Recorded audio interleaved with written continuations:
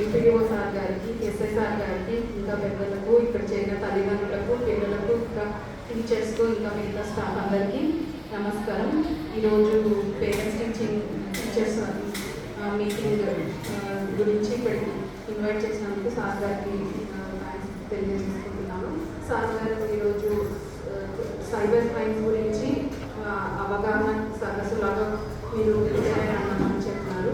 దాని గురించి చాలా రకాల సైబర్ క్రైమ్స్ ఉన్నాయి. అయితే ఒక 5 రకాల సైబర్ క్రైమ్స్ గురించి నేను మీతో ఈరోజు పంచుకోవాలనుకుంటున్నాను. అయితే సైబర్ క్రైమ్స్ ఎలా జరుగుతాయంటే, ఇప్పుడు అందరి దగ్గర పెద్ద పెద్ద మొబైల్స్ ఉంటున్నాయి కదా. ఇప్పుడు మనకు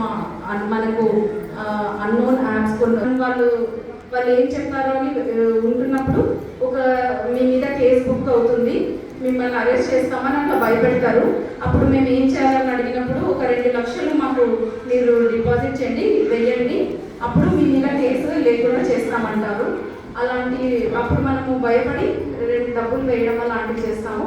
అది 2వ రకము. అప్పుడు వాళ్ళు డబ్బులు తీసుకుంటారు కానీ అసలు మన ఆర్డర్ కాదని మన కేసు ఉండదు, ఏముండదు. అలా క్లిక్ చేయడం అలా చేయకూడదు.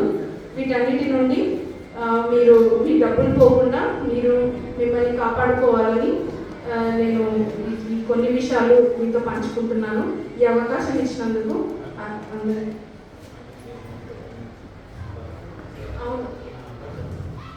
Toll free number 1930. Cyber crime మీకు ఎప్పుడైనా జరిగినప్పుడు మీరు ఆ నంబర్కి కాల్ చేయడం ద్వారా మీరు పోలీస్ స్టేషన్కి వెళ్ళి కూడా కంప్లైంట్ ఇవ్వచ్చు.